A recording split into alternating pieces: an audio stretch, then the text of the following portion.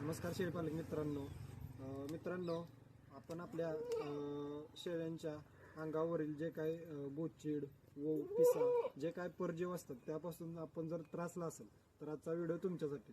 मित्रांनो, आज आपण शेळ्यांच्या अंगावरती टिकटॅक नावाचं हे औषध स्प्रे करामध्ये अमित्राज असा कंटेन आहे. त्याचं प्रमाण मी तुम्हाला सांगणार आहे.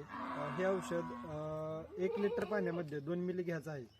अशा पद्धतीनं आपण 1 लिटर पाण्यामध्ये औषध मिक्स करून घेतलेलं आहे व अंगावरती आपण फवारणी करणार आहे. कशा पद्धतीनं फवारणी करायची, कोणती काळजी घ्यायची हे मी तुम्हाला सांगणार. मित्रांनो, अशा पद्धतीनं औषध शेळीच्या अंगावरती स्प्रे करायचं.